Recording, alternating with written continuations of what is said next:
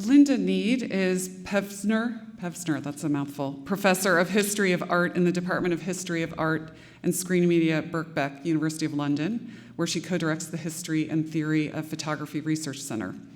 Professor Nead's research focuses primarily on the history of British visual culture, and within this area she has published on representations of Victorian femininity, the visual culture of the metropolis, obscenity, and the Victorian regulation of visual culture and painting, photography and film circa 1900. This morning, however, she will talk about a series of pictures by Picture Post's chief photographer in the post-war years, Bert Hardy, in her paper titled Life in the Elephant, The Grain of Post-War Photography and Identity. Please welcome Professor Nead.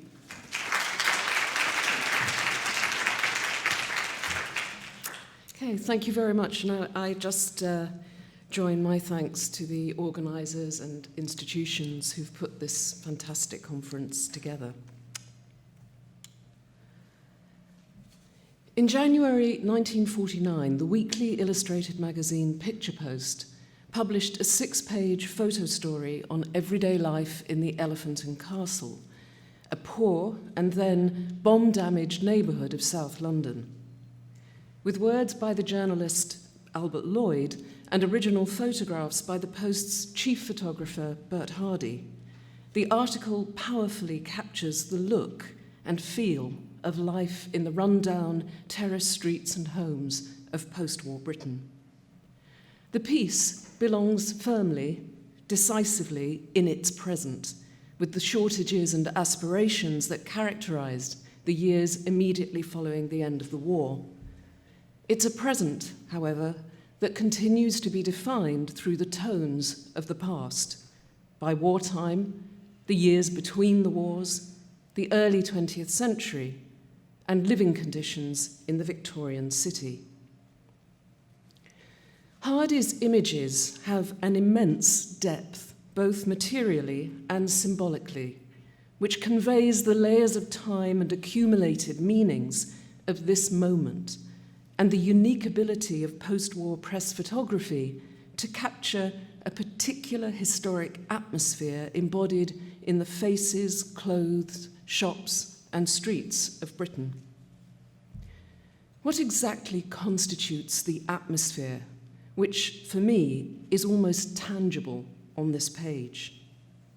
It's, of course, to do with page design on the double-page spread, the relationship of the strapline, captions, and columns of text with the images.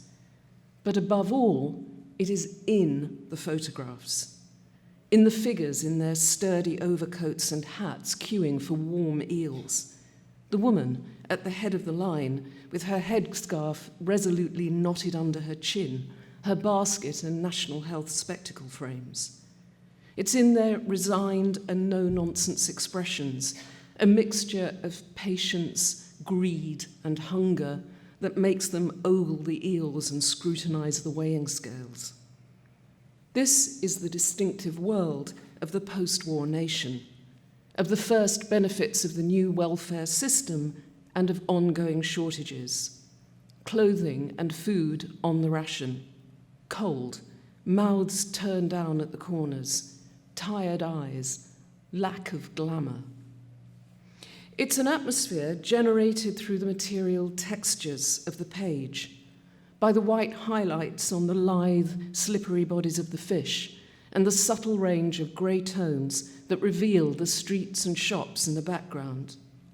Life in post-war Elephant and Castle, a place that the article tells us has a particular colour, and I quote, a rich grey-black. The backstreet bricks are sooted by the wash and drift of railway smoke, and in the centre, a jungle of black iron railings. There's a perfect synergy between the tone and chromatic range of text and image, a shared celebration of the rich greyness and of the community of housewives, workers, local fighters, and wide boys who make up the, quote, human pageant of Cockney life. The article turns ordinary life into a symbol of the nation in the years immediately following the war, poised on the brink of recovery and faced with the enormous challenge of reconstruction. The power of the photographic image arises from its staging and composition, the light and shadow, the figures and setting. But it's also something more than the form and the content, something in excess of what it shows and what it's about. There's an ambience, a richness in the image and in the sheer physical presence of these people and their survival. It would be easy enough to fill the image with its contexts, to talk of the extent of wartime bombing in this part of South London, to provide statistics and studies of poverty levels, and describe the eel trade in the second half of the 20th century. This would address a significant element of the meaning of the image, but it would miss something central. It would neglect its distinctive visual atmosphere. One of the aims of my recent research has been to work with the tones of post-war visual culture, to address its atmosphere and understand how images work with and on their viewers to create powerful effects and affects. And which came to define the nation during the decade or so following the end of the war until the 1960s. There is no denying that atmosphere is necessarily elusive and fragile. This doesn't mean, however, that it is unimportant or ineffective. Atmosphere can be staged and manipulated. It's culturally highly expressive and addresses collective emotional, political, and social aspirations. To overlook atmosphere is to discount a key element and a defining and compelling characteristic of life in post-war Britain and of post-war visual culture. Take, for an example, another of Hardy's photographs from Life in the Elephant. It's a picture of the horse dealers in the area, of faces, clothes, and hands. The two men bargain, tussle over the price of horses. Heavy overcoats faded and worn at the seams, a trilby pushed back on the head at an angle, a stray lock of hair, a neckerchief, and a quizzical expression begin to construct this world of street trading, of humour that could at any moment switch to aggression. The caption instructs the viewer how to look, and I quote, "The face of the elephant wears all expressions, victorious, defeated, homely, and hoodlum. The live look of the working girl, the deadpan of the wide boy, the waggish grin of the barrowmonger buying a pony in the horse repository. Faces to laugh at, faces to wink at, faces that hit you like a blow." It's a scene that is immersed equally in Victorian and 20th century ways of seeing. The expressive faces and gestures invite the viewer to read the image like a 19th century physiognomist. But this is neither a scientific study nor a Victorian genre scene. It draws on those visual traditions and transforms them through the gravure of 20th century photojournalism and the mood of Britain in the first years of the post-war Labour government. These are streets that might, in the next 10 years, be pulled down or gentrified, that might become the site of clashes between the white and the black migrant communities, where grayscale becomes inflected with the toxic hostilities of the post-war colour bar. These social and political possibilities are part of the power of the image, and as Picture Post claims, they hit you like a blow. These aren't accidental effects. Although the impact of an image can't be guaranteed and can be resisted or overlooked, visual artists sought atmosphere when they produced images. They knew that there was a quality and intensity which could be apprehended, for example, in certain photographs. Hardy described his method of developing a photo story in an interview published in The Listener in the 1970s. The idea for the piece had come up at the weekly Picture Post editorial conference. Both Hardy and Lloyd were Londoners, born actually not far at all from the Elephant and Castle, and they went there together to flesh out the story. And I quote, "We walked around and I did a few shots, nothing that meant anything but sort of using the camera. They drift around the streets in search of something ill-defined, elusive but recognizable, and they return over the next few days until a woman asks them to take her photograph and becomes their guide to the backs of the old houses where she lives. After that, Hardy observes, it went so smooth, it was unbelievable. Hardy wanders in search of the atmosphere of the Elephant and Castle and its visual expression, mapping ordinary lives and relationships onto the streets of post-war London. The photographs tell stories that are a kind of history, a history of life in the streets and front rooms, the public houses and shops, a history that is imbued with memory, a sense of place and historic atmosphere. What drives Bert Hardy's navigation of the streets of the Elephant and Castle? It's far from purposeless. He may not expressly articulate what he seeks, but it is nevertheless what propels his daily returns and use of the camera. Bill Brandt, who also worked as a picture post photographer during these years, acknowledged atmosphere as an objective of his work and compared it to the sensation that can be experienced on entering a room. He wrote, "It may be of association with a person, with simple human emotions, with the past or some building looked at long ago, or even with a scene only imagined or dreamed of. It may be ephemeral or intangible, but Brandt was able to enhance it through the material processes of his art and wrote of intensifying those effects through the choice of film, camera, and printing method." For Brandt, atmosphere is paradoxically both a weight, a mass, and also barely discernible. He calls it a translucent curtain. He is certain, however, that it is a presence that can be sensed and an effect that can be conveyed by the photographer. For Brandt and Hardy, this vague intensity exceeds what is actually shown in the image. It's a quality that expresses the experience and feel of the period and that creates affect. What both photographers seek is a feeling and a response in the viewer, an interaction between the image and the audience that is sharp and intense, like a blow. There's a fascinating and irresistible fluctuation between materiality and immateriality in the atmosphere. As cultural theorist Ben Anderson has put it, and I quote, "Atmospheres are material phenomena, but their materiality is strange." It's present in the materiality of visual media in the post-war period, in the specific forms of gravure newsprinting, the look of 3 and 4 color print processes, the taste for Victorian bric-a-brac, the design of exhibitions and festivals, the growth of television broadcasting. Dennis Mitchell, a BBC television documentary director, described his approach to the television essay Morning in the Streets, which was broadcast in 1959. He said, "Going someplace, maybe a back street, and sort of saying, well, this is the essence of it, this is what it smells like." I don't think this is any longer vague or arbitrary, but I think it's a further instance of the strong shared sense of atmosphere or feeling that drove cultural producers in the period. The history of 20th century press photography is invariably told through the revolution in camera technology, the development in the late 1920s and early 1930s of small, compact, versatile cameras. And I'm not going to go on because I know you all know that narrative.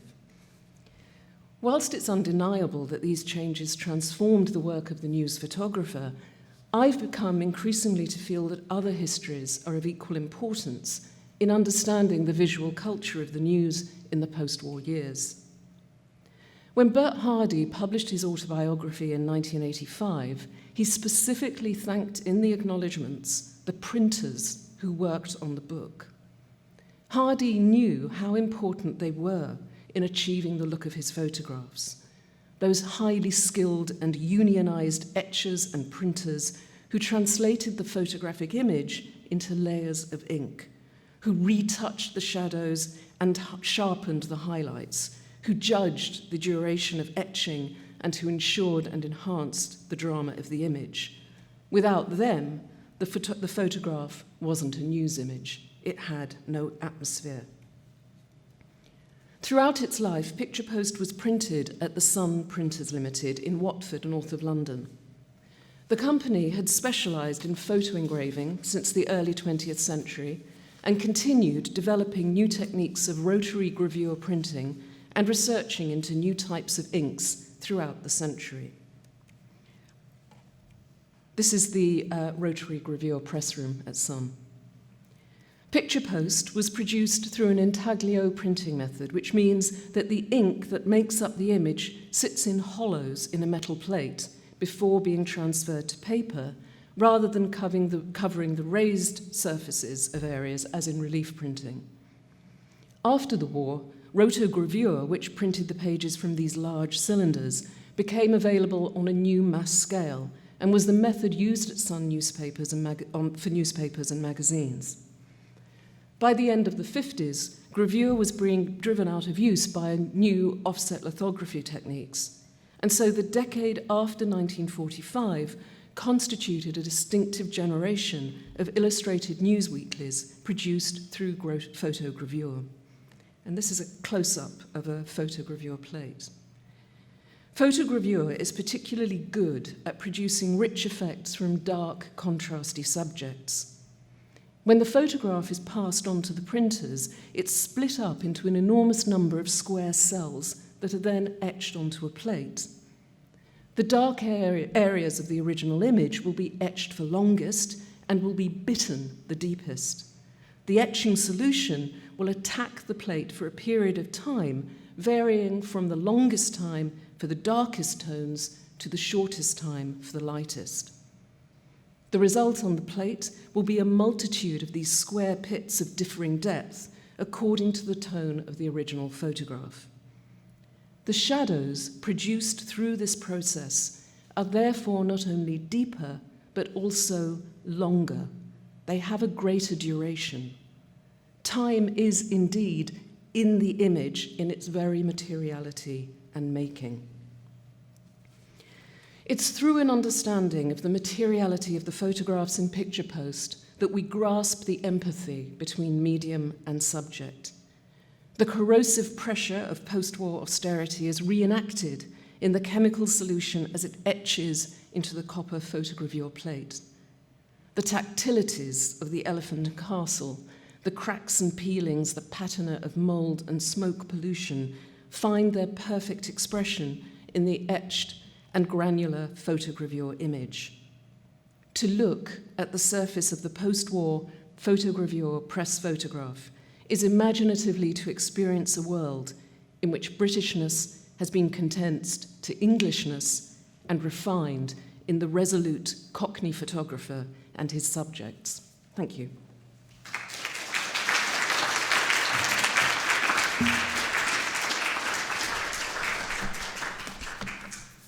Questions for Professor Nead?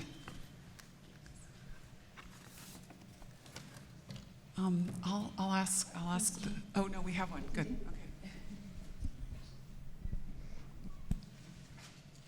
David. So, am I on? Okay. This is a conference about Englishness and Britishness, and you were skirting something very, very important there, which I think is fascinating, and that is that through a lot of the 40s, Bert Hardy is working with German operatives, photographers, picture editors were German, and Bill Brandt, who is its writer, used the German word Stimmung, your atmosphere. Yes. And I think it's one of those interesting ways in which our notion of Englishness or Britishness is, at this point, heavily mediated by German romantic forms. And I thought that was extraordinary to feel you. It was such an interesting talk, and the way in which that came together. Yeah. We discussed this a bit in the breakout on Bill Brandt and Henry Moore. And I think it is absolutely crucial So Picture Post is set up by Stefan Laurent, who comes out of a kind of Weimar radical press tradition. Picture Post, has a radical political agenda, but it's more than that. I think what those European and specifically German migrants, and actually the name of my chair is the Niklaus Pevsner chair. Yes. And, he too was a very different kind of migrant, but a migrant from Germany. And, his project as well was about classifying and capturing the atmosphere of what was distinctive about English architecture and design and the weather. They seemed to pick up on a discourse that was already there from a kind of romantic and even earlier discourse, and then gave it this visual expression, which for me then finds a technique and cheap paper, because paper is still on the ration in these issues of Picture Post, and you get this concatenation of European influence, material conditions, and a kind of your whimsy. I mean, that's there too in the horse dealers, and it sort of creates something that we could call atmosphere. And elsewhere in my work, I've used Raymond Williams's structure of feeling. Just one observation. You mentioned the writer is A.L. Lloyd, and Bert Lloyd, who I'm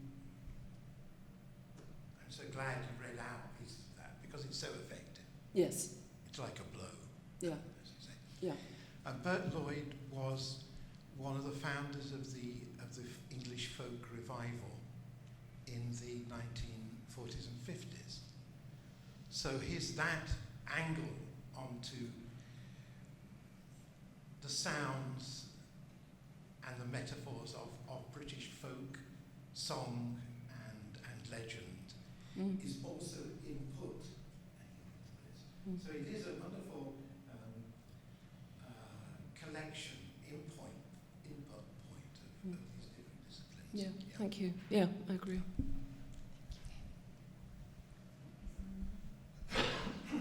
Sure.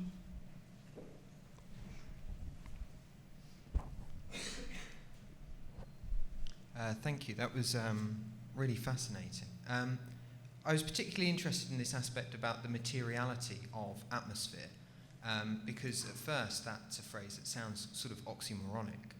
But then you think about it, of course, necessarily atmosphere has to be composed of sort of sartorial, gestural, and photographic materialities. But I think perhaps for a lot of people at the time, there is that invisibility, that intangibility to that, trying to see atmosphere as a whole. It's like a fish trying to sort of perceive the water that it's swimming in. But these are things that seem to come into focus maybe a little bit more the further along we get from that time period, through things like nostalgia. So I was just wondering whether you thought that atmosphere, in the way that you're thinking about it, is something that becomes more palpable, more tangible at a distance. Can we sort of deconstruct it and analyze it more at a distance? I take your point, and I would resist the idea that what the atmosphere is actually nostalgia. I think it is something that a number of photographers, filmmakers, and even the sort of those who produced the film itself. So Technicolor, when they produced colour film, felt that there was something different about British colour from US colour, and cinematographers wrote about this as well, and felt that it was the atmosphere that actually created a different kind of tonal feel. So it was acknowledged at the time, and I was, trying to give that sense that although it was sometimes expressly articulated as an objective of the work, at other times I think it was just intuitive. And that quote from Bert Hardy about just using the camera, I think that's what's happening there. That's what drives the decision of when it works like a dream and when it doesn't. You don't always have to articulate it. So I think there is nostalgia, and it depends on how old you are, and what the nature of your memories of post-war Britain are, whether they're from parents or grandparents or even as a child. But that's not what I'm getting at. I don't think the atmosphere is really about sentimentality or nostalgia. One more question, and then we'll go to the group. Tim? Lynn, thank you very much. That was a wonderful paper which opened up many areas. But one thing I wondered is whether, I'm sure you've thought through this, but whether you could run this picture post very distinctive set of atmospheres and strategies against a more kind of conventional Tory, English view of national identity, so a sort of Baldwinian continuation in, say, the Illustrated London News, which is also producing sepia-tinted atmospheric images using the same technologies in this same period, but framing Englishness in a very different way, but nonetheless atmospheric. And what happens when you put those two together? I think that the Illustrated London News is an interesting comparison, actually. And even during the bombings, when actually they're reproducing, really startling compositions of the, morning after bombings, they still do that curly, little framing all round them on a page. And it looks, I think, increasingly anachronistic. And I think Picture Post was innovative and absolutely conscious of the design, layout, and use of the photographs and the text. And coming from David, as David highlighted, this German tradition of sort of Weimar publishing and printing. I'm not sure I'm going to go down a route that says, therefore the Tories had no atmosphere, and it was the kind of... But there is it is an innovative publication, and I think it makes the Illustrated London News look very tired, actually. I agree. It's just that they're both constitutive parts of Britishness at the time. Yeah. Which might even heighten the innovation of the Picture Post to set it in that context. Yeah. Thank you. Thank you very much for the paper.